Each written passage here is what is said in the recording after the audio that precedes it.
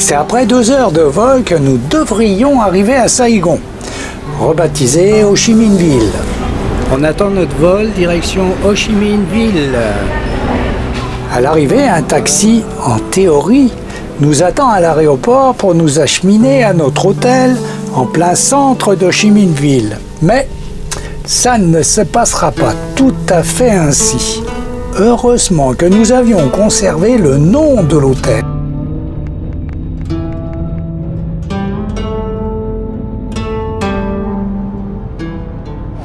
Première visite à Saigon ou Ho Chi Minh Ville. Ho Chi Minh Ville, son marché, voilà, il est juste là. Et sous la pluie, on a été obligé de prendre un taxi de l'aéroport jusqu'à l'hôtel. Parce que notre chauffeur, il n'est pas venu. On a pris un taxi, ça nous a coûté 280 000 dong. Avec le pourboire, ça fait 300 000. Saigon, avec ses quelques 10 millions d'habitants, est une ville du sud du Vietnam, célèbre pour le rôle décisif qu'elle joua lors de la guerre du Vietnam. Elle est également connue pour ses édifices coloniaux français, comme la cathédrale Notre-Dame de Saigon, entièrement bâtie à partir de matériaux importés de France, et la poste centrale datant du 19e siècle. Des étals de restauration bordent les rues de la ville, en particulier autour du marché animé de Ben Thanh.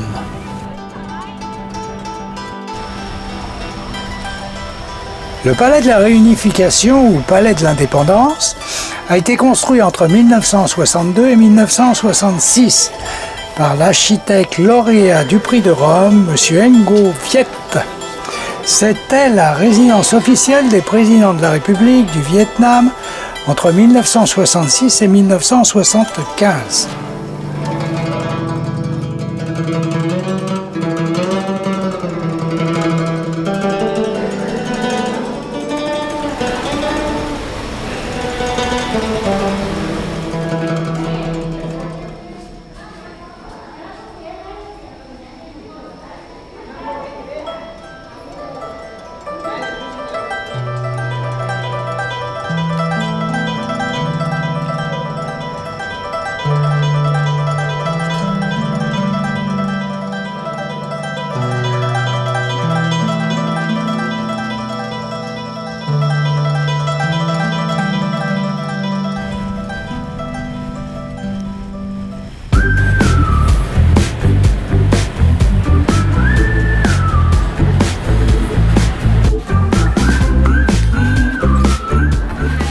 Appareil de photo en main, nous allons visiter le district 10, un arrondissement urbain qui n'a pratiquement pas changé depuis les années 60-70.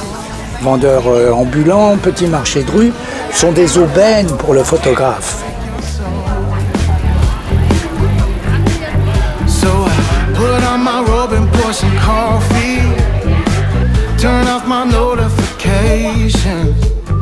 Sunshine pouring through the window, sends some problems on vacation.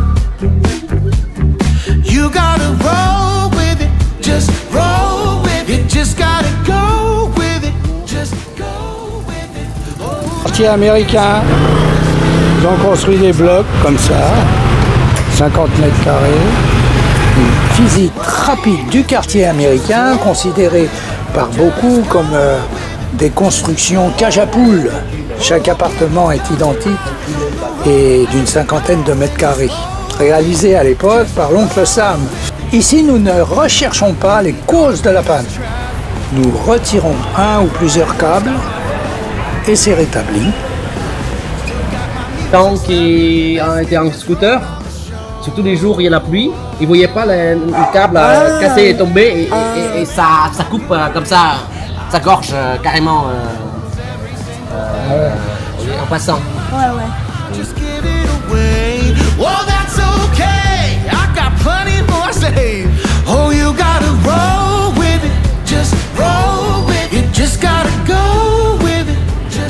Le marché aux fleurs colorées est un délice pour les yeux, très populaire auprès de la population, notamment le jour de la Saint-Valentin, pendant le Tết vietnamien.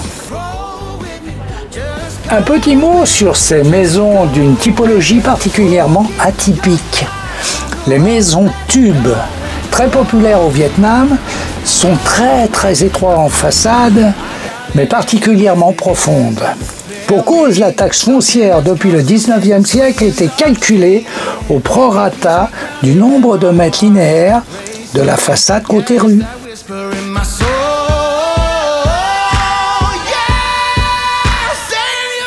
Dernière soirée dans la métropole, en compagnie des vents en vadrouille, enfin je pense.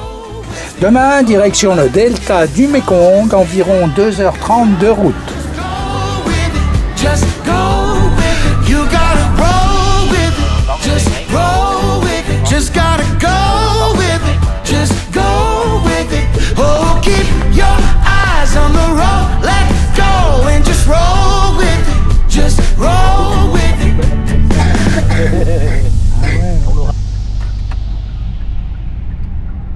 Le delta du Mékong est un labyrinthe de rivières, de canaux et d'arroyos. Un paradis tropical entre terre et eau, façonné par les 9 bras du fleuve. Le cocotier fait partie des 6 arbres industriels et la clé au Vietnam. La coconut, noix de coco, a de multiples dérivés industriels. L'huile, le lait, la farine, le sucre en font partie. Comme pour le cochon, tout est bon dans la noix de coco. Cela paraît incroyable, mais la coque de coco permet également la fabrication de bijoux, bagues, bracelets, boucles d'oreilles et même la fabrication des pics à cheveux. Qui l'eût cru?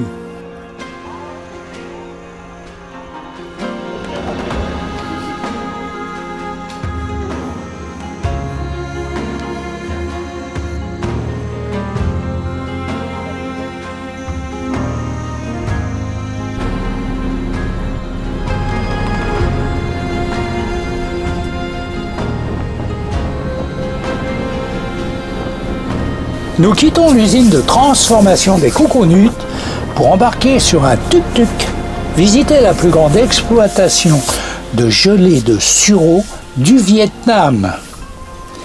Étonnant, 100 grammes de feuilles de sureau et 2 litres d'eau mixés, laissés reposer 10 minutes et la gelée est prête à déguster. Naturelle et succulente. Et boum, là ça c'est jardin de feuilles sam. Le nom de ces feuilles c'est originaire de sam. Et en latin c'est en bas, c'est en bas. Vous avoir 30 kg de feuilles par jour ici. Ah, c'est bien. C'est beaucoup. Oui, parce que seulement 100 grammes de ces feuilles, Donne de la gelée. on mélange avec 2 litres d'eau. Ça donne beaucoup de gelée. Ça donne beaucoup de gelée. Et donc 30 kilos, ça donne énormément de gelée. Oui. Ah oui, bien sûr. Oui. Dans les petits cafés, on le trouve toujours, vous voyez, hein, la gelée. Si on commande, vous voyez, la gelée de ces feuilles, on va voir ici parce que c'est un peu médicinal. Ça fait rafraîchir un petit peu le corps. Et ça donne l'énergie pour les hommes. C'est bon. Ça donne oui, La la belle peau pour les femmes. Anti-rides aussi. Ah, on tire. Oui, c'est efficace. Hein. C'est vraiment. C'est vrai. Et après, on met le jus. Et le jus de feuille, ça donne la gelée. On va voir, c'est magique. C'est un peu magique hein, quand même. Oui, c'est magique. Quand même. C'est parce que c'est la texture des feuilles qui fait. Oui, c'est ça, oui. Texture de feuille qui faut donner la gelée. Rien d'autre produit. Hein. Voilà, c'est naturel.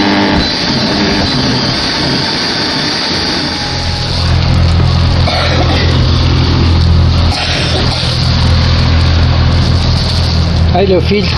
Oui. Ouais. Ah, Récupère le jus. Voyez. ah ouais.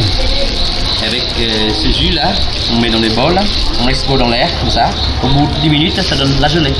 Ça va là.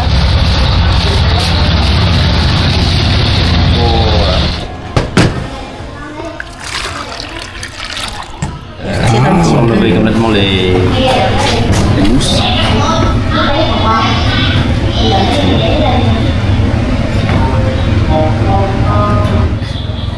Tout seulement comme ça. C'est la feuille qui donne.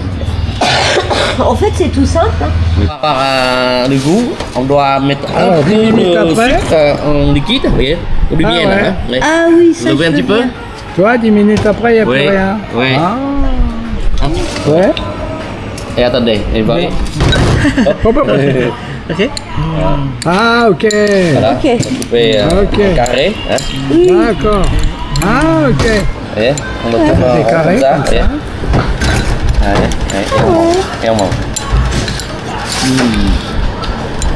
Il l'a mis au frais C'est dans le bon. frigo. Hein. C'est bon. C'est meilleur. Ouais. Quand c'est frais, oui, c'est bon. Ouais. Très sympa cette fabrication de gelée de sureau. C'est d'ailleurs la fille de l'exploitation qui nous ramènera jusqu'à notre loge à travers la mangrove sur un sampan, une barque locale. Avance un Au-dessus, petit peu, avance devant. Doucement, doucement. Assez, voilà. Doucement, bravo.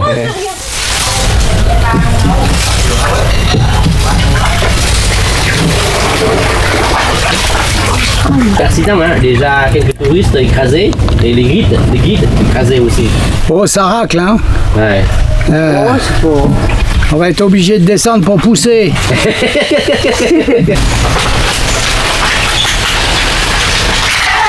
On est dans la forêt vierge. Ouais. C'est dans la mangrove.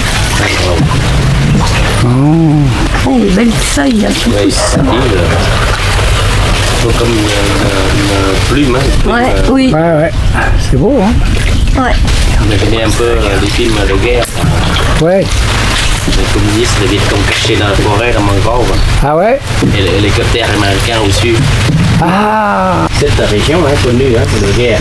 Parce que les communistes, les Vietcong, Ouais. avaient choisi ici comme une base militaire à Vietcong cachée. Ouais. Parce que avant c'était isolé, hein, isolé. Ah ouais. L'île. Parce qu'il y a beaucoup de Vietcong. Beaucoup de Vietcong dans cette ville, hein, cette région. Hein. Ah ouais. 50 qui a été choisi avec les Américains. Notre dernier lodge au Vietnam, Mekong Home. Charmante petite maison familiale composée de plusieurs bungalows situés dans un jardin tropical extraordinaire. Jus de coco frais et installation dans notre chambre. Demain, départ pour le Cambodge.